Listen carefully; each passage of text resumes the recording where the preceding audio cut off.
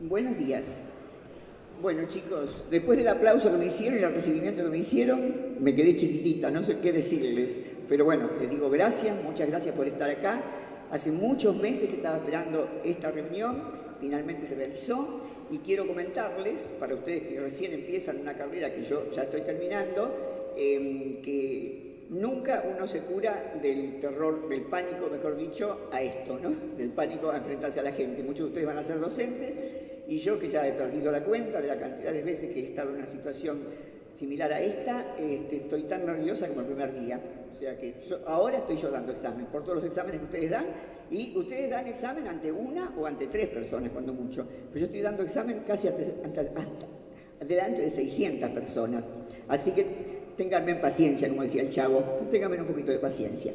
Bueno, chicos, vamos entonces a reflexionar sobre algunas cositas que tienen que ver, por supuesto, con ustedes y cómo yo me siento un poco incómoda, digamos, de hablar desde estadísticas, desde estudios de otras personas que he leído para preparar esta charla.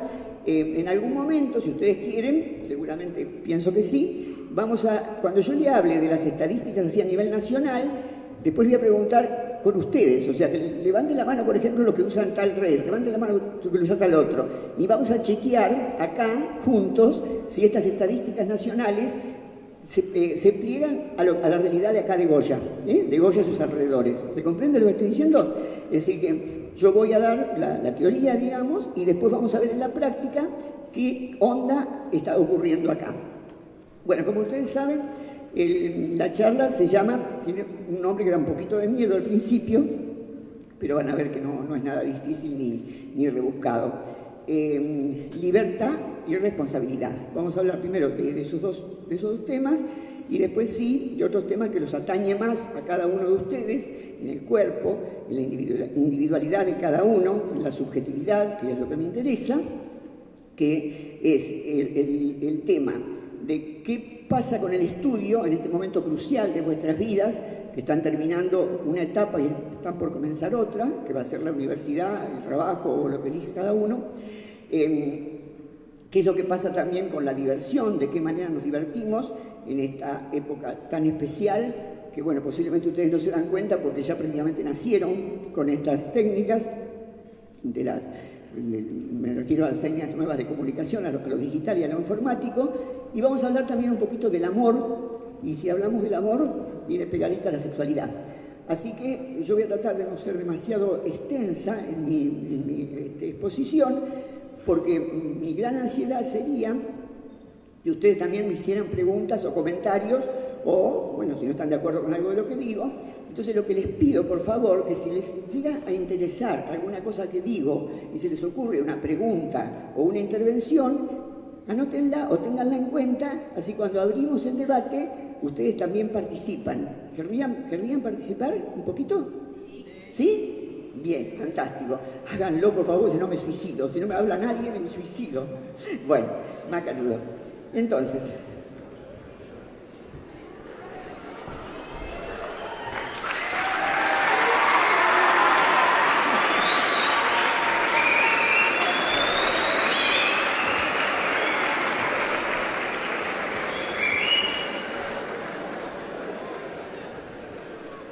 bueno, a esta generación de ustedes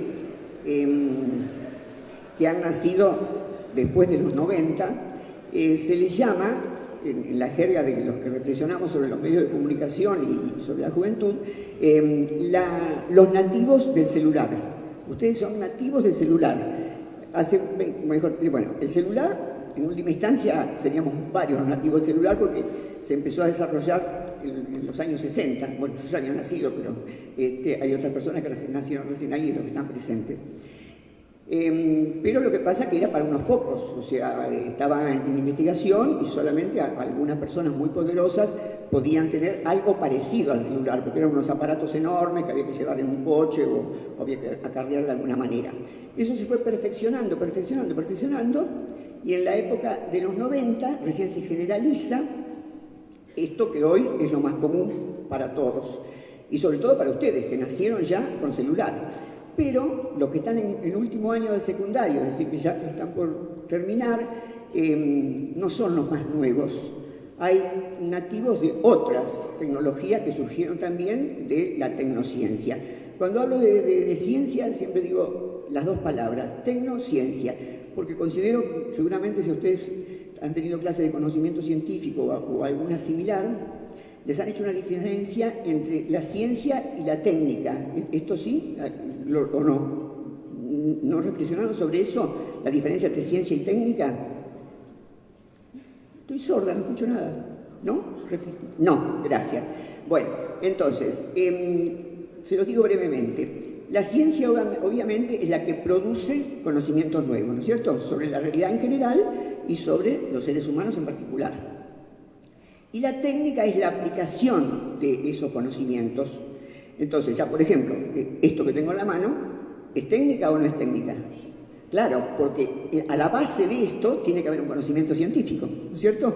O sea, si no tenés ciertos conocimientos científicos, no podrías hacer un micrófono. Bueno, ahora sí se podría hacer en una línea de montaje, pero digamos el que lo diseña, el que por primera vez lo hace, tiene que tener conocimientos científicos. Entonces, les incorporo un nuevo conocimiento a ustedes. A partir de esta época que les estaba contando antes, cuando comienza la tecnología digital, totalmente inédita en el mundo, ya no hacemos esta división entre ciencia y técnica, porque, a ver, piensen por favor un poquito. Una investigación científica, pónganse un físico que está estudiando sobre determinados problemas de la fuerza, de la velocidad, etc. Piensen, ¿necesita o no necesita tecnología para sus investigaciones? Necesita, ¿no es cierto? No podría hacer nada si no. Entonces quiere decir que ya esa división no funciona, no va más. O sea, ciencia y técnica vienen juntas. Por eso, para marcarlo bien, porque bueno, ustedes no se dan cuenta porque todavía no estudiaron sobre eso, pero para marcarlo bien conviene decir tecnociencia, que es justamente, con el tiempo vamos a decir una cosa o la otra y va a significar lo mismo. Pero en estos primeros momentos que hay cambios de la terminología, se dice así. Entonces, les decía que, a pesar de que ustedes son nativos del celular, y el celular es un fenómeno relativamente nuevo en la historia de la humanidad, no, muy nuevo en la historia de la humanidad, hay otros que son nativos de otras cosas que ustedes vieron advenir, que son las redes sociales. Es decir, muchos de ustedes ya tenían celular cuando eran chiquitos, a fines de los 60, a principios o en el 2000, pero después accedieron a las redes. Sin embargo, hay ya chicos que nacieron con las redes y esos chicos seguramente en poco tiempo más van a tener que subjetivarse a otra realidad, porque esta tecnología tiene como característica la aceleración, la velocidad. ¿Vieron? Compramos un celular, estamos chocho porque es lo último, de lo último, de lo último, ¿y qué pasa dentro de 6 meses? ¿Sigue tan, 8 o un año, sigue tan de moda como cuando lo compramos o ya se envejeció? Se envejeció, es decir, listo, ya fue. Entonces, esa aceleración es la propia de nuestro tiempo, que los que somos adultos respecto de ustedes, estamos azorados. Pero ustedes ya esa aceleración la toman como una cosa natural, porque han nacido con ella, ¿no es cierto? Bueno, entonces, antes de seguir hablando de este tema, que tiene directamente que ver con ustedes, quiero aclarar los dos términos con que comenzaba el título de la conferencia: libertad y responsabilidad. Entonces, les pregunto, no se asusten que no es para que me contesten, ¿no? Es una pregunta retórica. Retórica quiere decir una pregunta que uno hace pero no esperando realmente una respuesta, sino para que el otro, el interlocutor, piense por sí mismo, ¿no es cierto?, respecto de lo que voy a decir. La palabra libertad. Todos sabemos, todos los que estamos acá sabemos lo que quiere decir libertad, ¿es verdad? ¿Me entienden ustedes? No es como si yo dijera chuncli, por ejemplo. ¿Qué quiere decir chuncli? Nada. Digamos, yo digo libertad y todos le dan un sentido, una connotación. Ahora entonces les voy a citar a Agustín de Hipona, que fue un filósofo del principio de la modernidad, llamado también San Agustín por la gente religiosa, que decía, pero no hablaba de la libertad, sino que hablaba del tiempo. Entonces decía, todos sabemos lo que es el tiempo. ¿Quién no sabe lo que es el tiempo? Esto también es una palabra que yo digo tiempo y me entienden. Si digo chunfi ya me van a entender porque saben que, bueno, es el rebusque de Esther Díaz cuando quiere poner un ejemplo que no se entienda, así que ya no me sirve, ya se gastó, ya está como la tecnología. Bueno, entonces, todos sabemos lo que es el tiempo, dice Agustín, hasta que nos preguntan, se ponen frente a nosotros y nos preguntan, ¿qué es el tiempo? Entonces, cuando te hacen esa pregunta, querés morir. ¿Cómo contestás lo que es el tiempo? Entonces San Agustín dice, bueno, vamos a intentar definir lo que es el tiempo. Primero no se juega mucho, dice, el tiempo es algo que tiene 3 dimensiones. Entonces ahora pregunto en serio, ¿cuáles son las 3 dimensiones del tiempo? Pasado, presente y futuro. Macanudo. Y pregunto en serio ahora, ¿y el pasado existe? No. Fue, como dicen ustedes, al piste, fuiste, ya no está más. Bueno, ¿y el futuro existe? Ahí está clarísimo que no, ¿no es cierto? No existe, nunca llega, el futuro nunca llega, no existe. ¿Qué es lo que existe entonces? El presente. Pero cuando digo presente, ¡plum!, ya pasó. O sea que se me va de las manos. Dice San Agustín, es como si quisiera recoger agua así, con la mano con los dedos abiertos. O sea, no existe, no fue, no se fue, ya está, ya pasó. Es decir, y acá es a la conclusión que llega Agustín, que el tiempo no existe. Y resulta que hace 2 minutos todos sabíamos lo que era el tiempo. Y después de escuchar esto de San Agustín, decimos, oye, la verdad que tiene razón. Porque ¿a dónde está el tiempo? Mirá, se fue, voló. O sea, el tiempo no existe. Bueno, después va a haber otro filósofo, pasado varios siglos, que es Immanuel Kant, que va a retomar el tema. Pero no se preocupen que no les voy a hablar de eso. Di solamente el ejemplo de San Agustín para que empiece a quedar claro cómo hay cantidad de palabras que utilizamos, que entendemos lo que quiere decir, pero si las queremos definir, no podemos. Entonces, esto también nos pasa con la libertad. Todos sabemos lo que es la libertad, pero si quisiéramos definirla, no podemos. Entonces vamos a intentar hacer una definición breve, entendible, de qué es la libertad.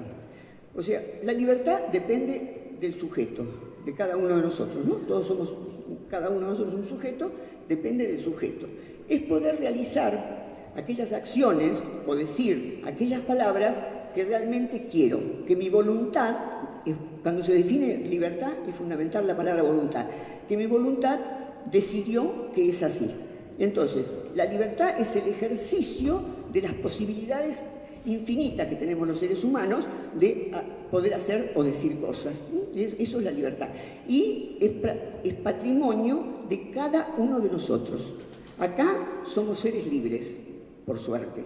Incluso más, Sartre, que fue un filósofo del siglo XX, que fue uno de los filósofos del siglo XX que más profundamente pensó el tema de la libertad, decía, estamos condenados a ser libres, condenados a ser libres. ¿Sí? No podemos dejar de serlo. Por ejemplo, vamos a suponer que los invitan esta noche a ir a bailar. Entonces, aceptás, vas a bailar. Entonces dice, pero vos, ¿por qué viniste? Respecto de lo que estuvo hablando estos días esta mañana, ¿por qué viniste? Por un acto de libertad y por supuesto. O sea, yo fui libre de elegir venir y por eso vine. Entonces ahora preguntémonos, reflexionemos un poquito, por favor. ¿Realmente fuiste libre o hubo algo en vos del orden del inconsciente, no de la voluntad como dije antes, sino del inconsciente, que te dio el impulso? O sea, ¿sos libre de enamorarte o no enamorarte de una persona o te pasa o te ocurre? Te ocurre, no sos libre. A veces quisiéramos sacarnos ese amor de la cabeza y no podemos. O te dicen, no te conviene porque esto, lo otro, anda con minas, es mujeriego, es maltratador. Y bueno, pues no me lo puedo sacar de la cabeza. O sea que se dan cuenta que esa libertad que aparentemente teníamos, en última instancia, no es tan libre, no es tan libre, no somos tan libres. Entonces, respecto de esto, a mí me gusta decir lo siguiente. No somos responsables de nuestras afinidades, o sea, no somos responsables de lo que nos gusta. Si me gusta la novia de mi amigo, y bueno, no soy responsable de eso, ¿no es cierto? O la novia de mi amiga, no soy responsable de eso, pero sí soy responsable de lo que elijo respecto de mi afinidad. ¿Se entendió?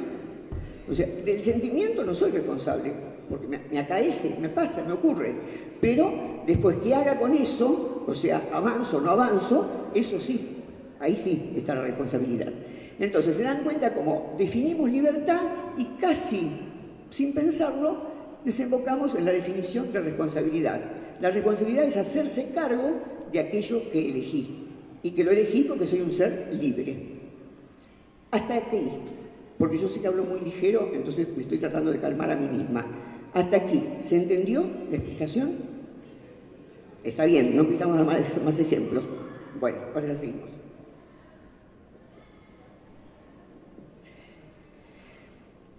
En las encuestas recientes respecto de adolescentes entre 14 y 18 años, se ha llegado a la conclusión, estoy hablando de la Argentina, de que cada adolescente, en general, por supuesto, habrá algunos que tienen más, otros que tienen menos, pero estamos hablando de medias que vienen de la estadística, ¿no es cierto? En general tienen de 3 a 5 pantallas en su poder, o sea, o en su habitación o en la casa como para poder manejarla. Pensemos entre todos qué pantallas tenemos. Por favor, váyanme diciendo, por favor. La tele, el celular,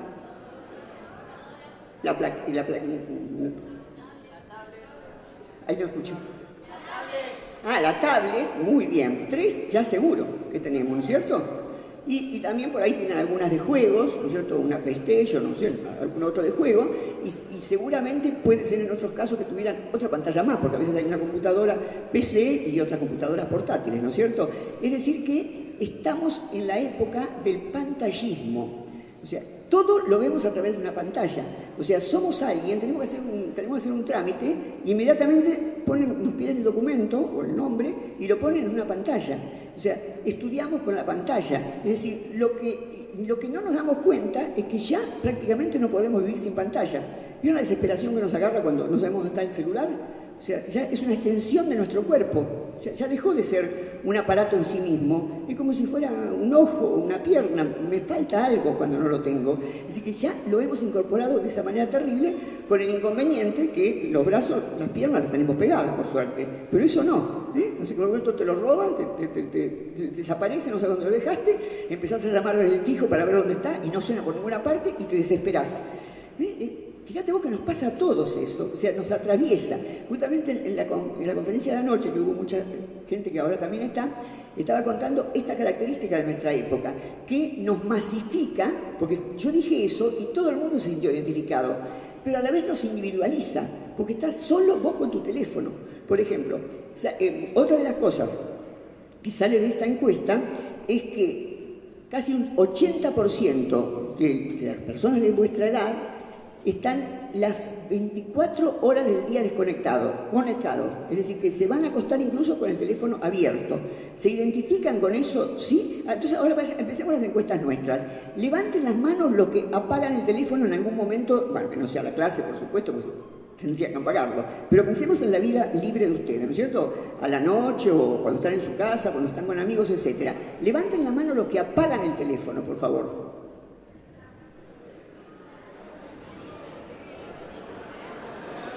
Bueno, muchas gracias. Bueno, ahora levanten la mano los que siempre lo tienen encendido. ¡Ah! Gracias. Bueno, ¿vieron cómo las encuestas tienen razón? O sea, la mayoría no lo apaga nunca. Es decir, que viven conectados constantemente y no éramos conscientes de eso, de que en ningún momento nos encontramos con nosotros mismos, porque estamos siempre pendientes de esa respuesta que estamos ansiosos que nos den, de esa novedad que queremos recibir, de ver si apareció en Facebook tal cosa o tal otra. Bueno, y ahora que nombré Facebook, les comento otra consecuencia que salió de esta investigación que les estoy comentando. Por lo menos en las grandes ciudades, en la capital, por ejemplo, vamos a ver lo que pasa acá. Los jóvenes cada vez, hablando de redes sociales ahora, cada vez quieren menos Facebook. ¿Y por qué quieren menos Facebook? Porque en Facebook estamos también los viejos. Entonces, ¿de qué red se hacen? ¿De Instagram? ¿De Snapchat? Claro, es decir, hoy los jóvenes en general van a esas otras dos redes y tratan de no ir a Facebook. No es que no tengan, lo tienen por si las moscas, pero no lo frecuentan mucho porque ahí puede estar la vieja, puede estar el viejo, puede estar el tío, la tía, bueno, o esa buchona de la prima que sí puede estar contando. Entonces, mejor no meterse. Entonces ahora, por favor, levanten la mano los que tienen Instagram. Los que tienen Snapchat, un poquito menos. Y los que tienen Facebook, digamos. Entonces, bueno, entonces fíjense que esta encuesta que yo traía y que les advertí, eso pasa en los centros urbanos muy, muy poblados, no pasa acá todavía. Es decir, muchos de ustedes, o la mayoría, por lo que me levantaron las manos, todavía siguen con Facebook, ¿verdad? Entonces, esto también son las modas, porque es algo que nos afecta, ¿cierto? Es decir, poco a poco ya vimos que hay más gente que está en otras redes. Es decir, que en última instancia estamos masificados, como dije antes, porque más o menos todos hacemos lo mismo. Pero también estamos mucho más solos y estamos a veces sin posibilidad de comunicarse con el otro. Hoy es común, muy común, lamentablemente, porque, perdone que dije lamentablemente, para ustedes a lo mejor es lo más normal del mundo, pero a veces yo veo grupos de chicos en una confitería, así sentados tomando algo, y cada cual está con su celular, y están juntos con amigos, y cada cual está con su celular, a punto tal que a veces para que el de enfrente te dé bolilla tenés que mandarle un mensaje, porque si le hablas así ya no te contesta. O sea, miren hasta qué punto estamos mediatizados. Bueno, ¿y cuál es el problema? ¿Cuál es el problema, profesora de eso? No, en principio el problema no sería grave. El asunto es si ya dejamos de encontrarnos con nosotros mismos, porque siempre somos en función de la comunicación. Tenemos terror al aburrimiento, por ejemplo, y únicamente aburriéndose un rato uno puede llegar a que surja lo que quiero yo, no lo que me imponen los otros.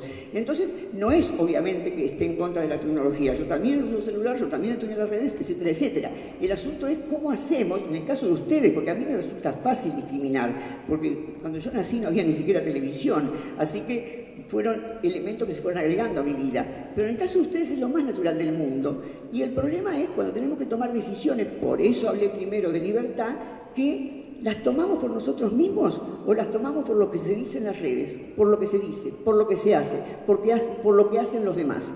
Yo a eso no le voy a dar respuesta. Estoy dando este planteo para que cada uno de ustedes, si les interesa por supuesto, reflexione aunque sea 3 minutos sobre esto, ¿eh? O sea, ¿podemos vivir realmente? Hagan la prueba en algún momento. ¿Qué pasa si apago el teléfono? Es el vacío.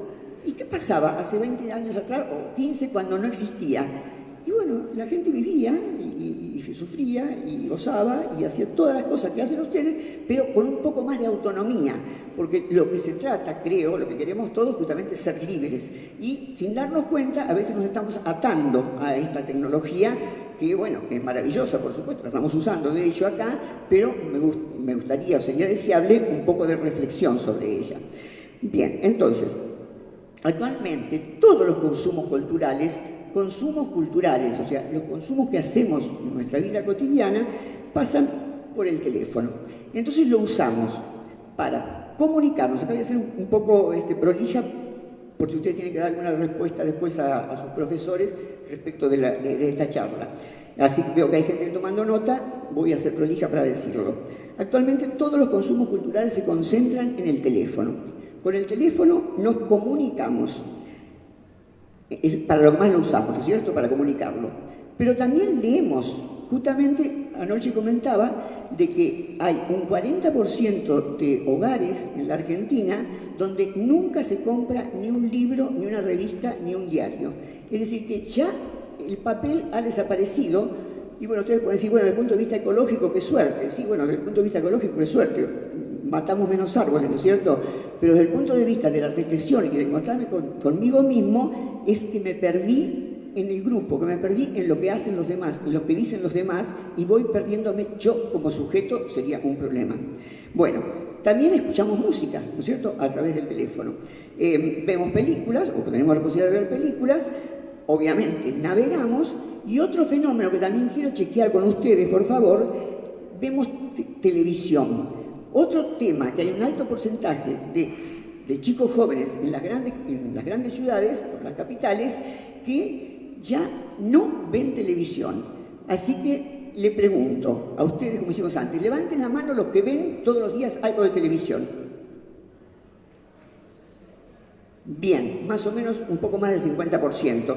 Quiere decir que todavía se ve televisión acá, ¿no es cierto? Pero la tendencia en las grandes urbes, les comentaba, es eso, que ya directamente la dependencia es absolutamente de de un aparato. Y siempre uno o muchos sigue lo que dije antes, vivimos pendientes de la pantalla.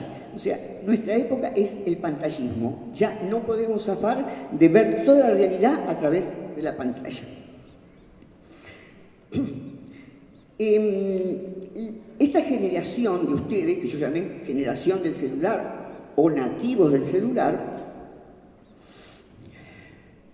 es la generación también de la inmediatez. Queremos todo rápido, queremos que todo sea al instante, pero por otro lado buscamos al otro. ¿Por qué? Y acá también vamos a hacer una encuesta con ustedes. Porque a pesar de todo lo que estamos ligados al celular o a otra pantalla que estuvimos viendo acá, cuando se le pregunta a los chicos jóvenes, a los chicos de vuestra edad, ¿cuál es el mejor momento? ¿Cuándo la pasan bien realmente? ¿Cuándo se divierten? La mayoría dicen saliendo con amigos.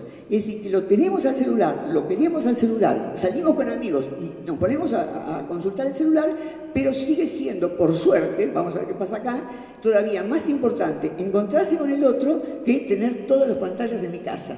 Así que pregunto, ¿para quiénes es más lindo estar solo trabajando con esta tecnología? ¿Prefiere quedarse con la tecnología solo? Bueno, hay solamente una persona que levantó la mano. ¿Quién entonces prefiere, como lo más divertido, salir con amigos?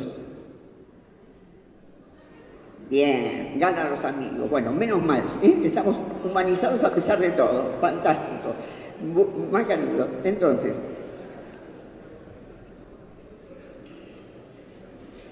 tenemos una comunidad, una comunicación permanente a través de los medios y también una espera constante de respuesta, como dije cuando recién comencé. La espera esa incentiva el deseo, porque más tarda, ¿vieron? O sea, yo le mando un mensaje a alguien, te contesta enseguida, plum, te olvidas, te quedas tranquilo, si no querés seguir conversando, ¿no es cierto? Pero si no te contesta, ¿qué pasa? Si es una cosa importante para vos. En la medida que pasa el tiempo, ¿te agarra angustia o te sentís mal o no de que el otro no conteste? Si es importante, ¿no es cierto? Sí, te agarra angustia. Es decir, que la no respuesta hace más patente la presencia del otro, justamente porque no está, porque la ausencia hace más presente la presencia que me falta. Ahora bien, lo terrible, y esto es una condición casi humana, que si el otro me contesta, inmediatamente me olvido, porque esta es otra característica de nuestra época. Es tanta la velocidad con la que pensamos, trabajamos, nos movemos, nos comunicamos, que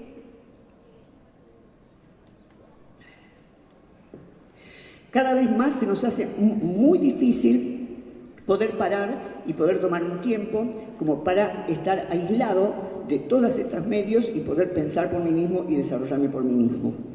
Es decir, que vivimos en una cronopolítica. Para los que tengan que dar cuenta de la clase, a esto que estoy hablando, los expertos le llaman cronopolítica. ¿Y cuál es la característica de la cronopolítica? Es el poder del tiempo instantáneo. El poder del tiempo instantáneo. La aceleración es producto, por supuesto, de la información instantánea. Y vamos a ver qué pasa con esta información instantánea. Pensemos, por ejemplo, en los grupos de WhatsApp. ¿Vieron con la velocidad espantosa que se van dando cuando hay un grupo de WhatsApp, que se van dando los mensajes, los iconos que van cambiando, etcétera, etcétera, etcétera? Les pregunto, cuando estamos en un grupo de WhatsApp, que a veces estamos minutos o mucho más tiempo, meditamos realmente, pensamos? ¿O hacemos las cosas casi mecánicamente? ¿Lo primero o lo segundo? Lo segundo, ¿no es cierto? Es decir, que ya no reflexionamos. O sea, directamente el asunto es responder, estar ahí, quien manda el bichito más llamativo y nos olvidamos realmente de cuál era el tema que nos importaba. El tema es estar ahí rápidamente en el toma y daca de la cronopolítica. Los buscadores. Está demostrado que hay buscadores que tardan a lo mejor un segundo menos que otros en mandarte la información y se dejan de usar. O sea, no tenemos ni siquiera capacidad como para esperar unos segundos que me den la información. Me doy cuenta que hay otro que es más rápido, lo cambio inmediatamente.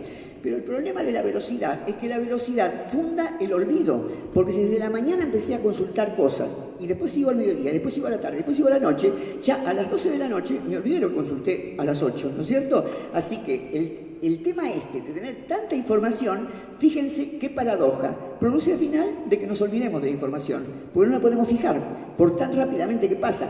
Incluso hubo una filósofa alemana, que a esto voy a decir ahora, le llamó la banalidad del mal. ¿Se entiende? La banalidad, o sea, que el mal parece que no es importante. ¿Por qué? Porque cuando una cosa se repite mucho, es como que va perdiendo sentido. Entonces, hay una falta de sentido. ¿Para qué sirve? Por ejemplo, ¿para qué sirve venir hoy a escuchar a esta filósofa que nos viene a hablar? ¿Para qué sirve? Bueno, sí, ustedes lo tuvieron que hacer, por ejemplo, en algunos casos, porque no vinieron por su propia voluntad, vinieron porque los trajo el colegio o la profesora. Pero, ¿cuál es el sentido? En sí mismo no sirve para nada, absolutamente. Pero los seres humanos somos los que le damos sentido a las cosas. Porque podemos preguntarme, ¿para qué sirve un celular? ¿Y para qué sirve un bebé? Y un bebé, una cosa que caga, llora, me molesta. Y bueno, pero qué terrible sería la vida si no pudiéramos tener bebé, los que quieren tener bebé, ¿no es cierto? Entonces se dan cuenta que el sentido viene con las cosas. Les pregunto en serio, ¿vienen con las cosas o lo damos nosotros el sentido? Lo damos nosotros. O sea que en sí ni la música sirve para nada, ¿no es cierto? Hablando de cosas económicas, bueno, obviamente a no ser alguien que venda música, ¿no es cierto? Las cosas en sí no sirven para nada, somos nosotros los que tenemos que dar sentido. Entonces ahora creo que va cobrando sentido esta charla. Se dan cuenta cómo desde que empecé, estoy tratando de marcar en la época que estamos viviendo, arrollados por esta velocidad, por esta aceleración, que nos lleva forzosamente a la falta de sentido propio, porque empezamos a pensar por el sentido del otro y no por lo que nosotros realmente queremos. Y en este momento de su vida, que están por comenzar una nueva etapa fundamental, como dije al principio, que será la universidad, el trabajo o lo que fuera que cada uno va a hacer, es fundamental tener conciencia de que soy un ser libre. Porque hasta ahora, que ustedes están terminando el secundario, vinieron como por un tubo. Cuando eran chiquititos los agarraron de la pestaña y lo pusieron en el jardín de infante. Nadie les preguntó si querían el jardín de infante o no, a la mayoría, ¿no es cierto? ¡Plum! Te depositaron. Bueno, cuando tuviste edad para ir al primario, seguro que nadie te preguntó, porque al primario es obligatorio, tenés que ir. ¡Plum! Ya está. Y cuando terminaste el primario, en una época como la que vivimos, en que no hay trabajo para casi nadie, mucho menos para los jóvenes, son la mayor cantidad de desocupados en el mundo, no solamente en la Argentina, son los jóvenes. Entonces, ¿qué haces? O sea, porque hasta cuando yo era joven era trabajar o estudiar, pero ahora medio que trabajar no es tan fácil, será algunos un poco lo que pueden. Entonces siguieron con el tubo y hicieron el secundario. Pero en este momento, que ya ustedes son la mayoría adultos o están por serlo, ya no te agarran de las pestañas. Ya la carrera que hagas, si vas a ser médico, si vas a ser profesor de historia o lo que sea que elijas, ya no te la imponen. Es el primer momento que a nivel de estudio ustedes son libres de elegir lo que quieran. ¿Estamos de acuerdo con eso?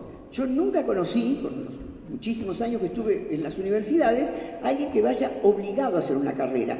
Lo que sí conocí, y a lo mejor muchos de ustedes van a estar identificados, gente que hace una carrera que no es la que quisiera, pero que lo hace o por necesidades económicas o porque la familia lo presiona.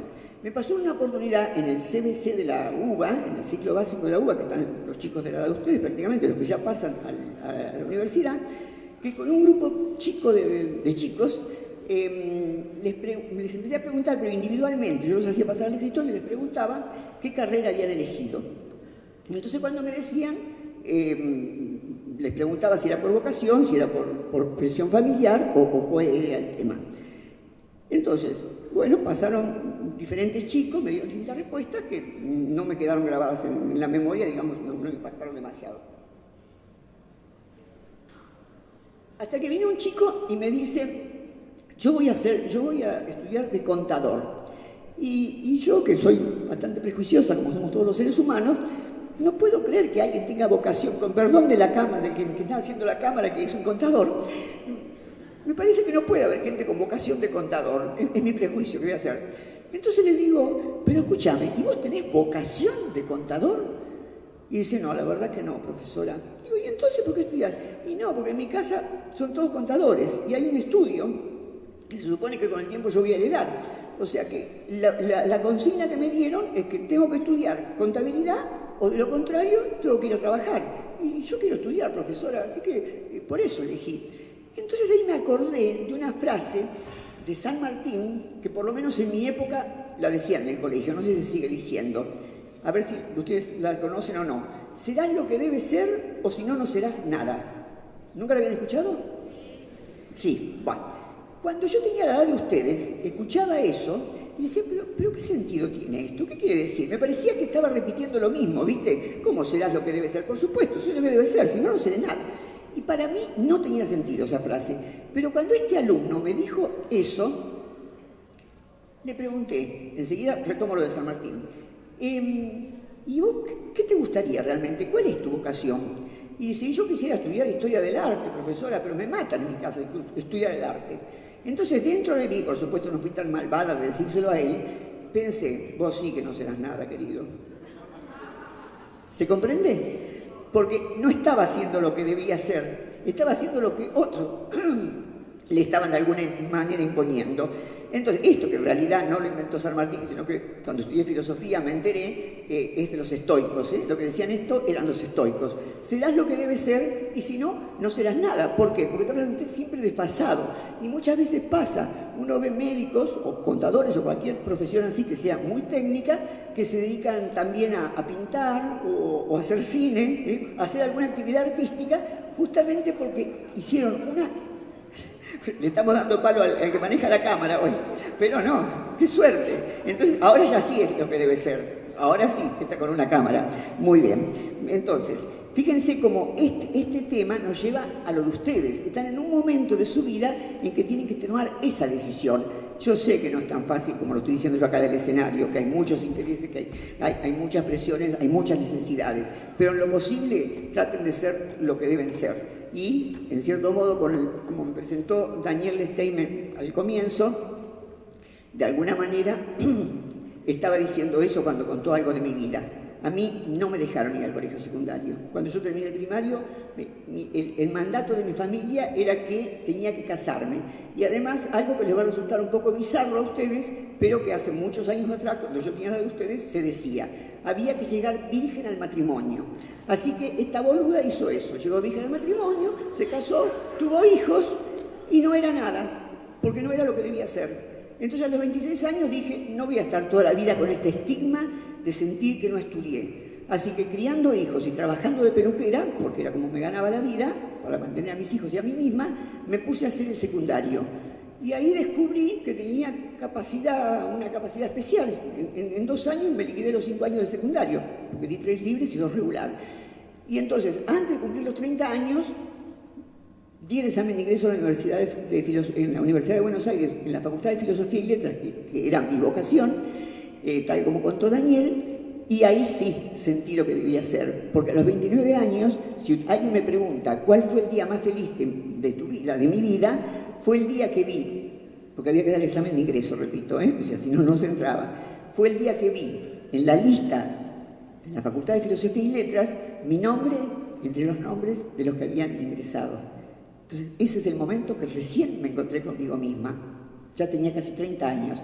Entonces, de alguna manera, la reflexión que estoy haciendo con ustedes y que les agradezco el silencio y la atención con que me están siguiendo, apunta a eso, que ustedes no tengan que esperar tanto como yo para sentirse logrados, que puedan ahora, en este momento de su vida, dejar un ratito chiquitito, apagado el celular y reflexionar seriamente qué es lo que quieren hacer de su vida por ustedes mismos.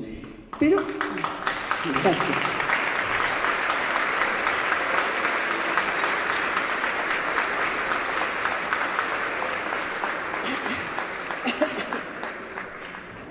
Muchas gracias. Bueno, entonces, nuestro tiempo, como en cierto modo ya lo dije antes, es accidental. O sea, vivimos al ritmo de lo que va aconteciendo, porque este momento, esta cronología que les comenté, compite con la velocidad de la luz y no participa ni del pasado ni del presente, ni del futuro. Vivimos en un presente constante. Entonces, estamos como intoxicados de información, pero a pesar de todo, como dijimos antes, la diversión más grande es estar con el otro, ¿cierto? Estar con amigos, independientemente que estemos con el celular o no, que estemos con amigos. Entonces, ¿cómo construimos nuestra identidad? La de ustedes, la que están construyendo en este momento, ¿cómo son ustedes mismos? Entonces, acá otra vez voy a hacer prolijamente así una clasificación para los que están siguiendo la clase de manera sistemática. La identidad la construyen ustedes la construí yo cuando era joven, la vamos construyendo, fundamentalmente con grupo de pares. Se dan cuenta que para nosotros es más importante estar con amigos que estar con la familia, por ejemplo, ¿no? Para nosotros, para ustedes, para la gente de su edad. Es decir, además, necesitamos, cuando somos muy jóvenes, como es el caso, necesitamos diferenciarnos de los grandes. Entonces, ¿qué hacemos? Bueno, empezamos a hinchar en casa para que nos dejen hacer un tatuaje, por ejemplo. Gran problema de los adolescentes porque, bueno, en general los padres se resisten a eso. Pero ustedes necesitan diferenciarse. Entonces, o un tatuaje, o un piercing, o teñidos, algún color medio exótico, o una cosa que es muy nueva, que no pasaba, qué sé yo, hace 30 años atrás, el tema de tener músculo, de tener fibra. En la década del 60, por ejemplo, lo fundamental era ser muy delgado, delgadito así como por ejemplo, Tomás, así, flaquito, flaquito, flaquito. Hoy te tomé de inspiración, Tomás. Bueno, ahora a Tomás había que decirle que haga más gimnasia para que tenga más fibra, porque ahora la moda es ser fibroso. Ustedes saben que la gente que tiene mucho poder adquisitivo, yo vivo a 15 cuadras de Puerto Madero, lamentablemente no vivo en Puerto Madero, pero vivo a 15 cuadras, así que cuando salgo a caminar, camino por Puerto Madero, es decir, por lugar donde está la gente con mucho dinero. Y está lleno de negocios que venden tarros de fibra. O sea, hay gente que se alimenta con fibra.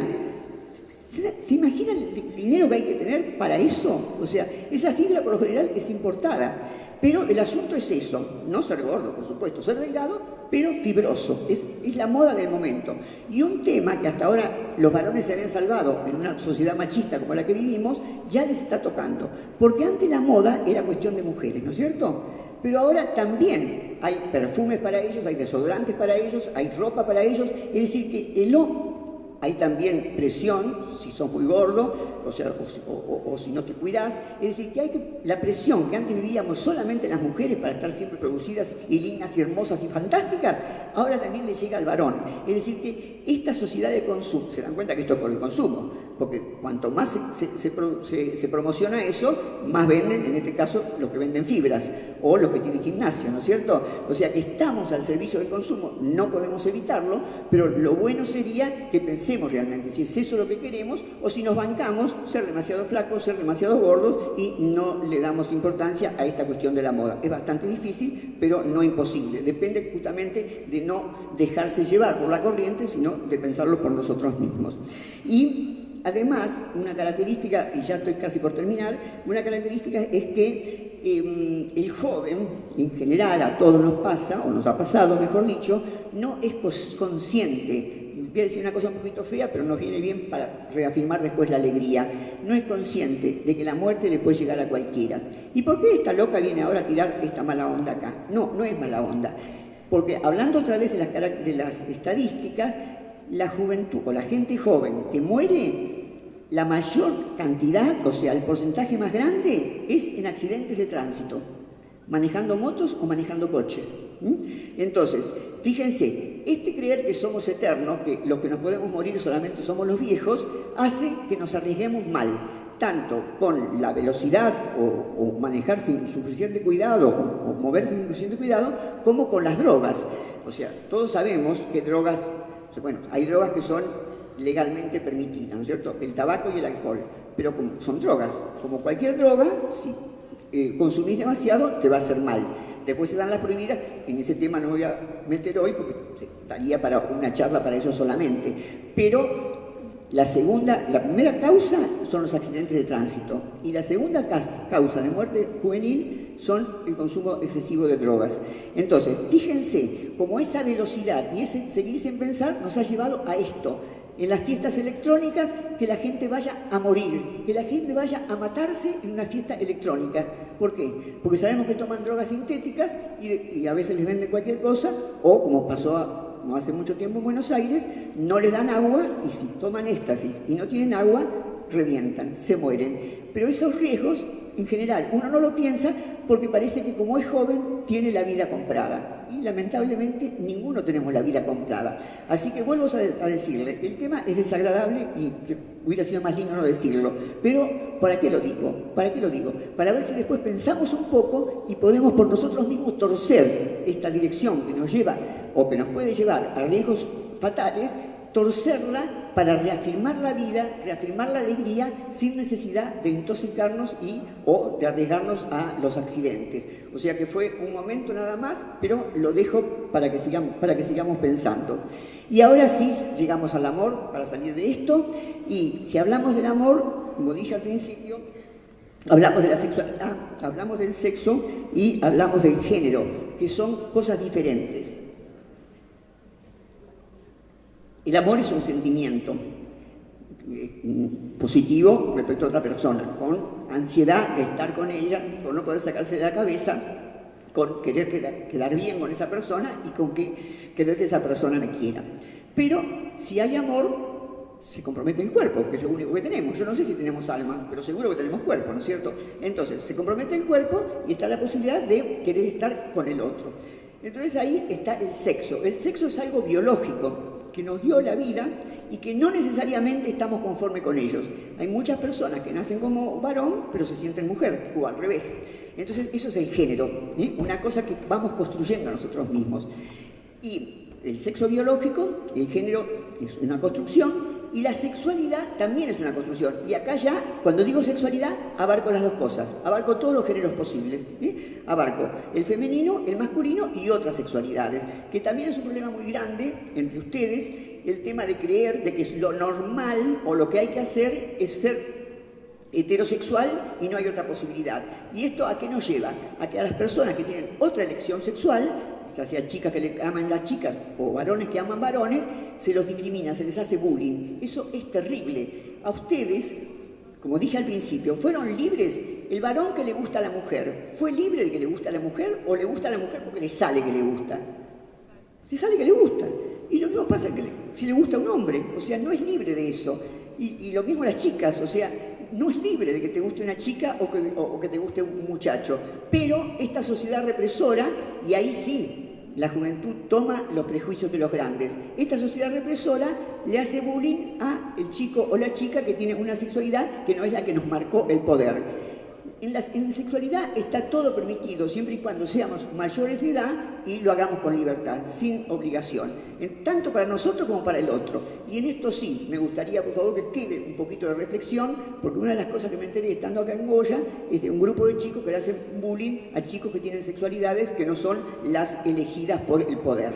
Entonces, sin darnos cuenta, cuando le hacemos bullying, cuando nos reímos o lo cargamos con una persona que no tiene la sexualidad que marcó el poder que tiene que ser, los nenes con las nenas y las nenas con los nenes, es discriminado.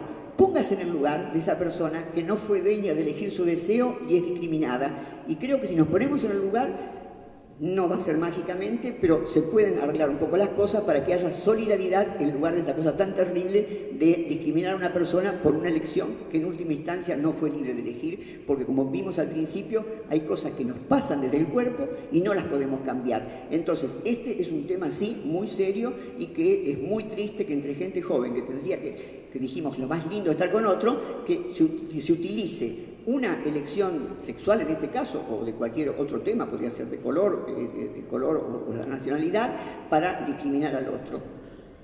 Y para terminar, antes quiero decir una cosa, porque una cosa que me preocupa muchísimo, hablando así del tema de la sexualidad, es que yo estos días que estuve leyendo bastante a sociólogos y a gente que se ocupa del tema de la juventud para preparar esto, me encontré con una cosa muy triste. Porque hace 50, 60 años atrás, cuando me educaron a mí, en una sociedad machista como la que vivimos, repito, la consigna era que los hombres, los varones, cuanto más mujeres anduvieran mejor, y en lo posible que no se enamoraran. O sea, tener muchas relaciones sexuales y no enamorarse.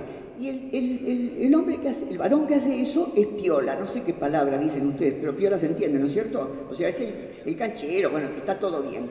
En cambio, si una chica le gusta andar con muchos chicos, ¿qué es? Es una puta. Así que, fíjate vos, cuando yo vi que después de tantos años, casi medio siglo desde que me educaron a mí, siguen las mismas consignas, me dio una tristeza, pero me emocioné casi hasta las lágrimas, pero de indignación. ¿Cómo puede ser? ¿Cómo puede ser que todavía sigue eso? De que esté marcado que para el hombre está bien o mejor dicho, mejor no enamorarse, y cuanto más mina se voltee mejor, y si una chica le gusta un chico y otro, inmediatamente es una atorranta. Esto también es para seguir pensando, ¿no es cierto? Porque desde ahí comienza el machismo. ¿Y en dónde termina después? En la violencia familiar y en las mujeres muertas y en todas estas cosas que lamentablemente conocemos por los medios. Bueno, entonces yo les agradezco mucho la atención que me tuvieron. Vayan pensando, por favor, alguna preguntita para hacer y vamos a terminar con una metáfora de un filósofo que pensó hace muchísimos tiempos, pero siempre la filosofía es pensar el presente. Aunque yo ahora voy a citar a un filósofo que pensó en el siglo V antes de Cristo, voy a hablar de algo que todos nos vamos a sentir reconocidos. Porque en este momento de su vida, como dijimos antes, usted tiene que ejercer su libertad y ver qué es lo que quiere hacer de su vida. Pero no lo va a hacer solo, lo va a hacer o con la persona que está enamorada y está enamorada de usted, o con sus compañeros, o con su familia, con quienes les ayuden en esta nueva etapa que ustedes comienzan. Es decir, que desde la filosofía podría decirles que ustedes están en una búsqueda de la verdad, están buscando qué es la verdad en su vida, qué es lo que lo va a hacer sentir lo que debe ser y no ser nada.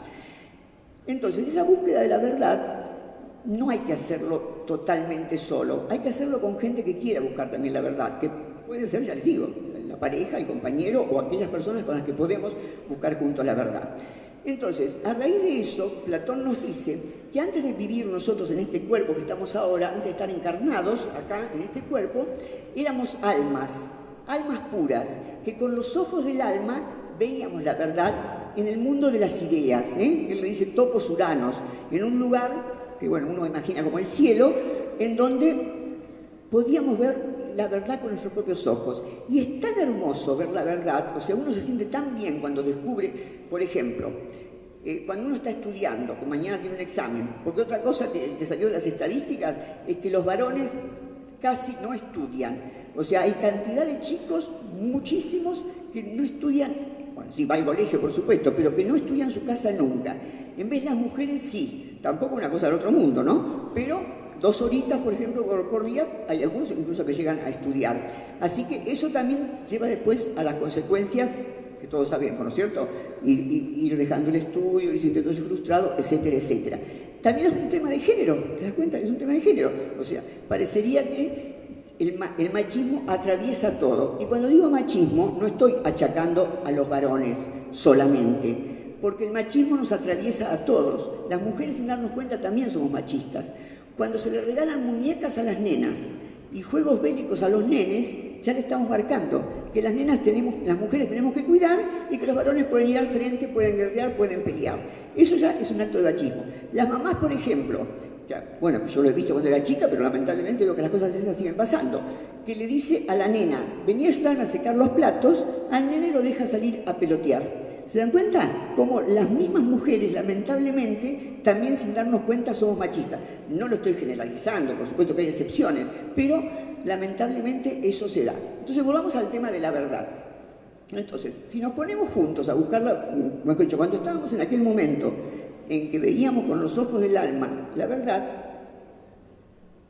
es tan maravilloso poder acceder a la verdad. Cuando están estudiando, le decía, y por ahí pueden descular algo que no podían entender, uno siente una satisfacción, incluso si está con otro se lo cuenta. ¡Ah, mirá! Quiere decir esto y esto y esto. Eso fue un descubrimiento de la verdad. Entonces, cuando vemos la verdad con esos ojos del alma, nos crecen alas. Por eso, antes de estar en este cuerpo que estamos ahora, teníamos alas y volábamos por el mundo de las ideas. Pero en un momento, algo poderoso hizo que tuviéramos que dejar ese mundo ideal y venir a este cuerpo.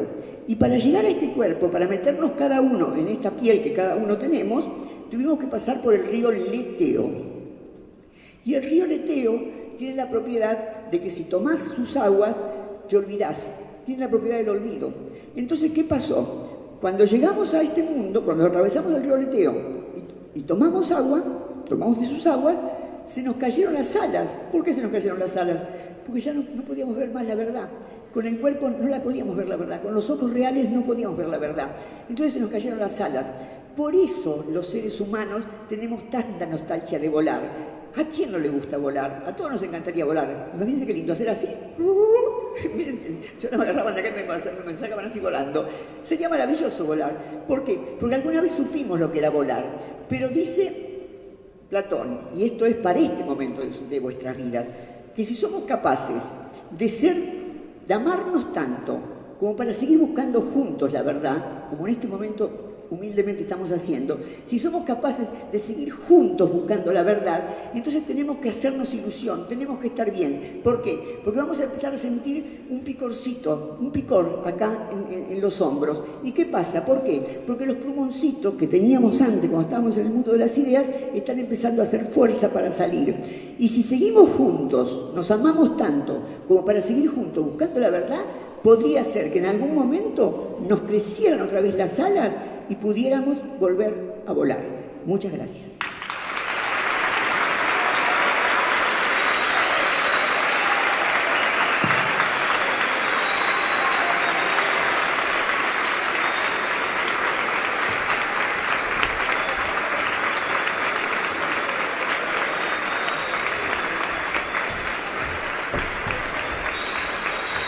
Bravo, ¿no?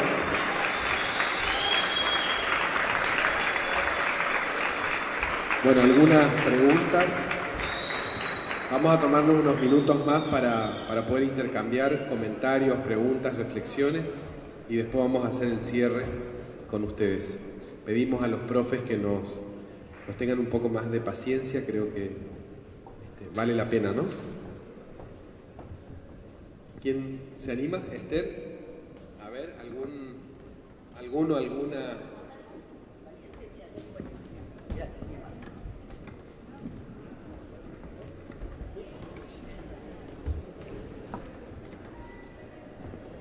Hola. Buenos días. ¿Dónde estás, por favor? Hola, hola. Ah, Hola, sí, ya te veo, ¿qué tal? Soy alumno de la carrera de Ciencia de la Educación. Sí. Le quiero comentar, en la cátedra de Filosofía me habrían propuesto un proyecto para desarrollar virtudes en alumnos de secundaria. Todavía no lo he puesto a prueba porque soy alumno, pero esto que usted estuvo dando en la charla, que era libertad y responsabilidad, estuvo muy ligado con lo que con mi tema, ¿no? Y yo cité un ejemplo para meterlos en el tema, digamos, a los chicos, de unos alumnos que asistían a clases y que momento previo al ingresar a la institución organizan una rateada y desafortunadamente uno de los chicos muere ahogado, por ejemplo, en el río, que ha pasado acá. Y yo la pregunta que le hacía a ellos era si realmente ese chico fue libre de elegir digamos, esa decisión, de tomar esa decisión. Y me surge a mí la pregunta de si se podía reemplazar la palabra libertad por la de ser independiente, de manera de sustituir a esta palabra que encierra una utopía, porque ya sabemos que la libertad en esta vida es imposible de alcanzar. Libertad es algo relativo. Y si esta libertad que gritamos los argentinos el 9 de julio también va también dirigidos a aquellos que tras las paredes de esta Argentina, en alguna de las paredes y no muy lejano a Goya, sufren de la trata de personas. Bueno, gracias por la pregunta. En cierto modo vos mismo diste la respuesta cuando comenzaste. Estoy totalmente de acuerdo con vos. Lo único que no veo mucha diferencia, mejor dicho, no la veo, no es que no exista, por eso la podemos hablar, entre libertad e independencia, porque hiciste esa diferencia. Porque bueno, o sea, no depender de nadie automáticamente es tener libertad. Ahora, comprendo lo que quisiste decir. Es una palabra tan cargada de contenido que nos hace pensar que es una libertad absoluta. Así que ahí sí hay algo para contestar y me parece fantástico lo que dijiste. Porque la libertad absoluta, como bien dijiste vos desde otra perspectiva, no existe. O sea, siempre existe un límite dentro del cual podemos movernos. Vamos a poner el ejemplo de las decisiones que tienen que tomar ahora la mayoría de ustedes. Sos libre de elegir, por ejemplo, si sos mayor de edad, casarte o estudiar. por decir cualquier cosa.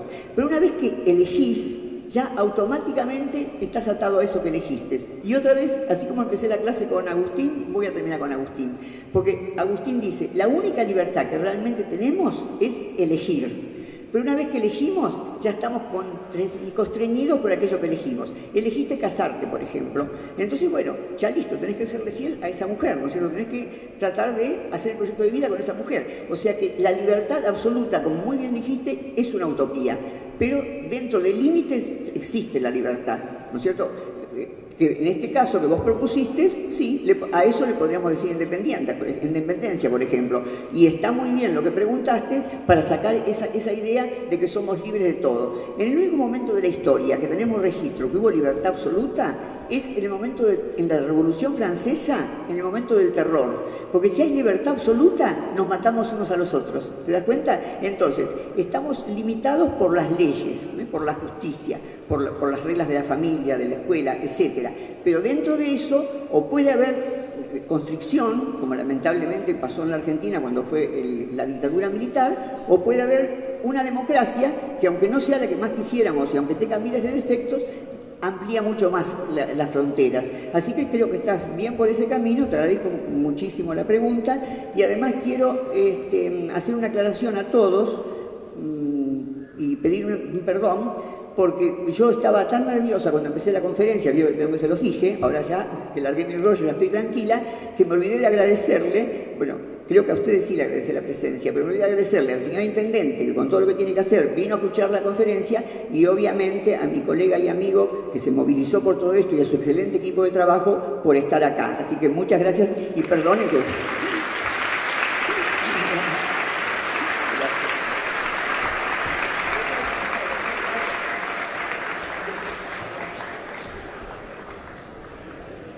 Bueno, ¿hay otra pregunta?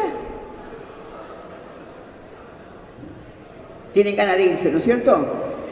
Bueno, entonces chao chicos, gracias por todo.